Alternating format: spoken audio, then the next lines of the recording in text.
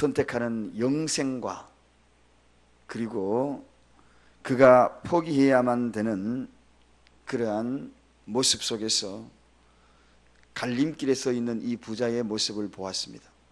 영생을 선택할 것인가? 아니면은 재물을 선택할 것인가? 우리의 인생에 있어서는 언제나 이 두 가지의 갈림길에 서게 될 것입니다. 영생을 위하여서 내가 포기하는 것이, 이것이 바로 면류관을 얻는 길이지만, 그러나 포기하지 못한다는 것이 바로 부자다. 부자라 그래가지고 돈 많은 것이 부자가 아닙니다. 포기할 줄 모르는 자가 부자라는 거죠. 예수와 그 무엇, 내가 좋아하는 것, 그것을 비교가 될 때마다 포기할 수 있는 것, 그것이 면류관을 얻을 자지만 포기할 수 없는 자가 부자라는 겁니다. 포기하지 않는 자는 결코 낙타가 바늘길을 통과할 만큼 천국 가는 것은 어렵다. 즉 사실은 어렵다 하는 결론이 내려진다는 거예요. 그래서 기독교는 포기하는 종교다. 포기하는 종교다. 지난날에 내가 좋아하는 것 포기하는 것이고, 주님을 위해서 주님이 요구할 그때에 내가 포기할 때에, 그게 바로 기독교의 본질의 의미가 있다는 것입니다. 사실 알고 보면, 그렇다면 천국 가는 것이 바늘길을 통과할 만큼 어려운 좁은 길인데 그럼 누가 가는가? 그 질문에 예수님이 대답하시지요. 하나님은 할 수 있느니라. 그렇게 이야기합니다. 기적적인 일입니다. 우리가 낙타 바늘기로 통과하는 그러한 천국을 누린 자들이 누구인가? 바로 저와 여러분들. 기적적인 그 자리에 참여할 이들이 바로 저와 여러분이다. 그러나 이 낙타, 세상적인 낙타, 여기 낙타는 생각할 의미가 있다고 그랬습니다. 사막을 걸어가고 있는 이 낙타의 등에는 많은 짐들이 있습니다. 그 짐들이 낙타의 것이 아니라는 사실을 아는 자가 아주 지혜로운 자다. 인생은 자기 등에 있는 짐들이 자기 건 줄 알고, 검은 보화를 싣고 가는 것이 자기 건 줄 알고 있지만 주인은 따로 있는 겁니다. 땀을 뻘뻘 흘리면서 가더라도 그것은 내 것이 아니라 마지막 종착역에 달하면 다 내려놓아라 그러는 것이거든. 그래서 우리가 오늘 이 말씀의 인생도 마찬가지가 아니겠는가. 자, 이러할 때에 바로 포기하는 것이 한마디로 뭔가? 그것은 다른 말로 희생이라고 이야기하는 거죠. 희생. 그래서 오늘은 성도 희생에는 보상이 있다 하는 말씀을 가지고 오늘 이 시간에 하나님의 은혜를 나누고자 합니다. 성도 희생에 반드시 보상이 있다. 포기하는 것은 참으로 어렵지만 그게는 반드시 보상이 있다. 내가 내려놓는 것은 참으로 어렵지만 그게는 반드시 보상이 있다. 오늘 그 이야기를 좀 하려고 합니다. 여러분, 예수를 쫓지 못한 자의 어두운 면과 예수를 쫓으면서 포기한 자의 밝은 면이 오늘 이 본문에 소개가 되고 있습니다. 제자가 오늘 질문을 합니다. 주님, 우리는 그러면 부자는 포기하지 못했는데, 우리는 그러면 포기하고 주님을 따랐는데 그럼 우리에게는 무엇을 주십니까? 하는 오늘 이 질문입니다. 이 질문에 예수님이 대답하는 대목이 오늘 본문에 소개하고 있거든요. 베드로가 가로되 보소서 우리는 모든 것을 버렸습니다. 그리고 주님을 쫓았습니다. 그런즉 우리가 무엇을 얻겠습니까? 주님, 우리가 주님을 위하여 뭔가 희생을 하려고 내려놓고 지금 주님을 쫓고 있습니다. 그렇다면 주님 우리에게 주시는 것이 무엇입니까? 그때에 28절에 내가 진실로 너희에게 이르노니 세상이 새롭게 되어 인자가 자기 영광의 보좌에 앉을 때에 나를 쫓는 너희도 12보좌에 앉아 이스라엘 12지파를 심판하게 되리라.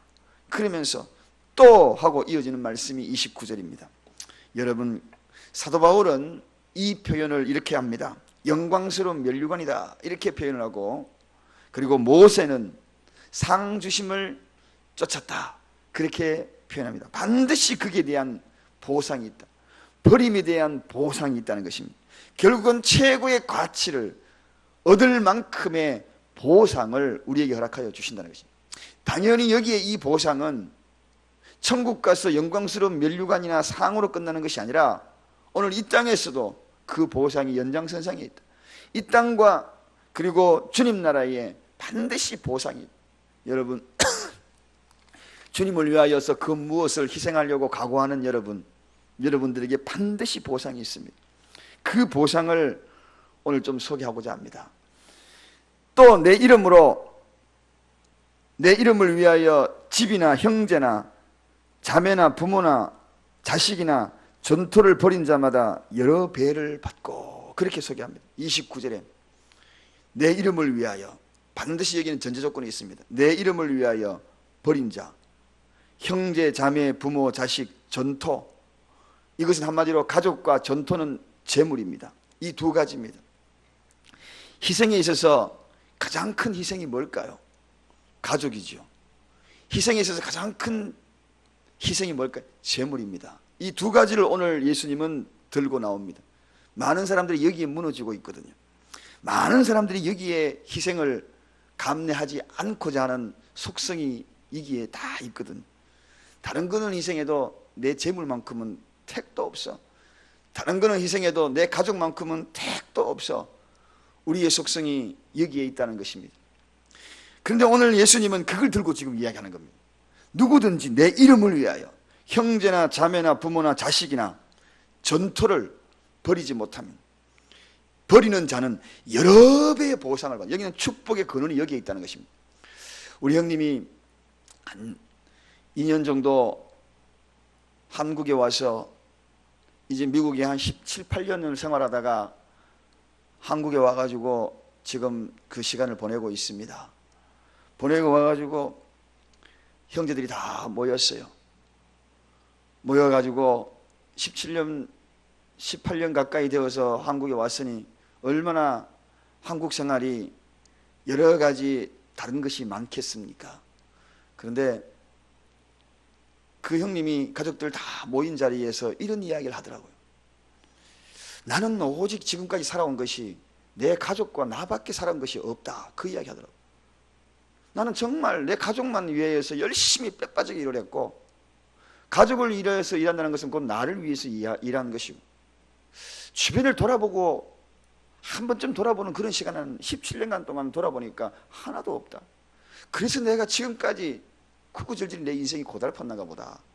동생은 어떻게 생각하는가? 그렇게 해야 돼. 돌아보니까 지금까지 나는 빼빠지게 내 인생을 살아온 것이 전부 가족밖에 없었고 내밖에 없었다는 것입니다. 나만 오직, 가족만 오직 가족. 그러다 보니 사실 그렇게 살았으면은 물질의 복도 많이 누려야 되고, 그리고 많은 것을 얻어야 되는데 지금까지 고생하고, 그런 이유가 왜 그래? 그것 같아. 그런 이야기 하더라고요. 여러분, 축복의 근원은 오늘 여기에 비밀이 여기에 있습니다. 내 형제나 자매나 부모나 자식 오직 그만 위하여서 인생을 살아가면 언제나 그 인생은 고달픈 인생입니다. 주위를 한번 돌아보라는 것입니다. 내 가족만 위하여 살아가는 그것이 인생의 전부가 아니라는 거예요. 때로는 그것을 통하여 희생을 할 때, 희생이라는 것은 이웃을 한번 돌아볼 수 있는 그러한 여유를 가질 때 하나님은 축복한다는 거예요. 여기에 예수님이 오늘 일러주시는 말씀. 그래서 여러분, 교회를 위해서 헌신하고 봉사하는 것, 그 가족을 위하여서, 진정한 가족을 위한다는 것, 소중한 헌신입니다. 여러분, 소중한 봉사입니다. 하나님은 그걸 기억하겠다는 것입니다. 예수님은 그걸 기억하겠다는 것입니다. 그런 자에게 여러 배를 내가 축복하겠다. 때로는 전토를 벌인다는 것은 전토를 희생한다는 겁니다. 중요한 의미를 담고 있습니다. 어떤 이는 오직 나만을 위하여 신앙생활하는 것, 거기에는 누릴 수 있는 하나님의 복이 없습니다. 그러나 한 번쯤은 돌아보시기 바랍니다. 거기에는 신비한 하나님의 복이 있습니다. 축복이 있어요. 때로는 내 가족을 돌보려고 수고했던 그러한 시간들, 거기에 전력했던 그 시간들, 다 투자했던 그 시간들이 극히 미약했는데 어느 날 내가 이웃을 사랑하고 때로는 내가 헌신했던 그것들이 가만히 놔둬도 하나님이 그 일들을 감당해가지고 크게 열매를 맺는 경우 정말 많이 봅니다. 사랑하는 여러분, 성도의 희생은 예수 그리스도를 위한 희생, 때로는 형제, 자매, 부모, 자식, 그런 것들이 조금 희생당할 수 있어요. 어떤 경우는 그런 경우 있거든요. 헌신하다 보면 밥이 늦어가지고 6시에 밥을 먹어야 되는데 7시에 밥을 먹을 때도 있어. 때로는 가족이 그런 희생을 당할 때도 있어요. 안 봐도 압니다. 교회 일 하다 보면은 그런 희생이 있을 수 있습니다.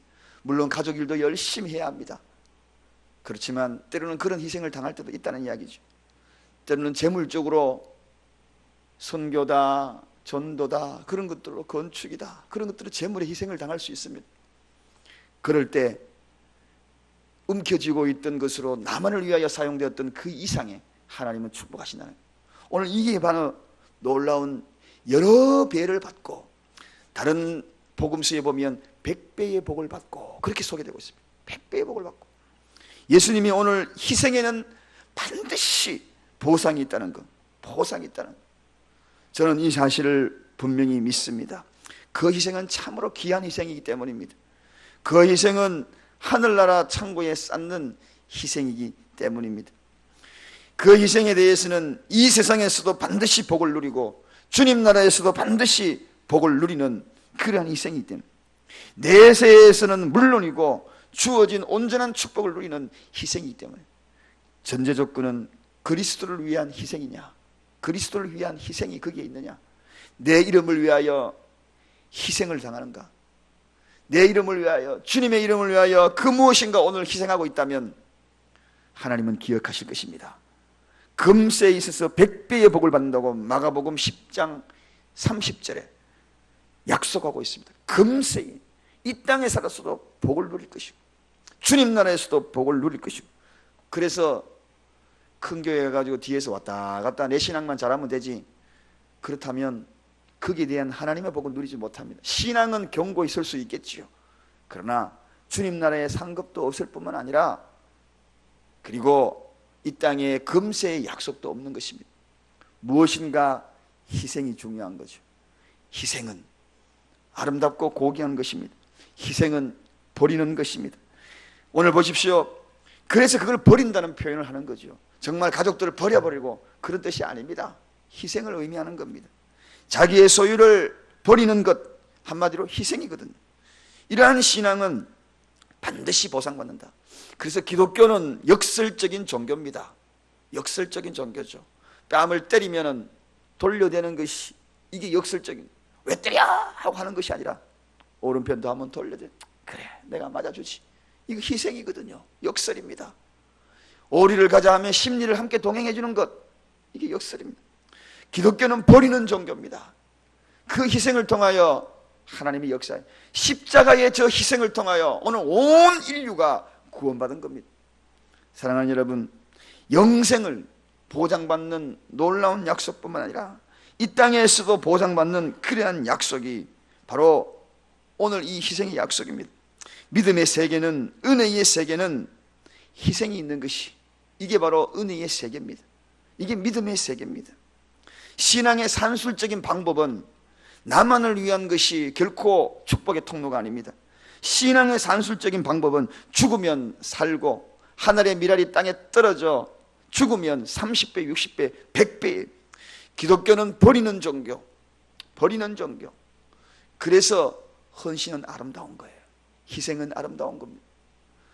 여러분, 집착과 버리지 못한 것들로 인하여서 누리지 못하는 것을 가만히 돌아보면 그런 것들이 얼마나 많은 영향력을 누리고 있는지. 오늘 사랑하는 여러분, 무엇인가 작은 거 한번 희생해 보세요. 그것은 아름다운 열매를 가져올 수 있는 천국의 산술적인 방법, 주님이 일러주시는 방법입니다. 반드시 기억하겠다. 누구를 위하여 희생한 것? 그리스도를 위하여 희생한 것. 세상이 아니라 그리스도를 위하여 희생한 것은 반드시, 가족이 희생되었느냐? 그럼 가족 내가 책임지겠다는 것입니다. 부모가 희생되었으면 내가 부모 책임지겠다는 것입니다. 자식 희생되었으면 자식 내가 책임지겠다는 것입니다. 역설적인 방법이죠. 그리고 물질이 희생되었냐? 물질 내가 책임지겠다는 것입니다. 이것이 하나님의 방법, 예수님의 방법. 오늘 이러한 기독교의 역설적인 축복이 그리스도인에게는 반드시 보상이 있다, 이 말씀을 가슴에 새기면서 오늘 하루 그 무엇인가 한번 버려보지 않겠습니까? 그 무엇인가 한번, 때로는 사랑도, 때로는 내 아집과 고집 이런 것도 한번 버려. 그런 하루가 되기를 주님의 이름으로 간절히 축원드립니다. 기도하겠습니다. 하나님 아버지 감사합니다.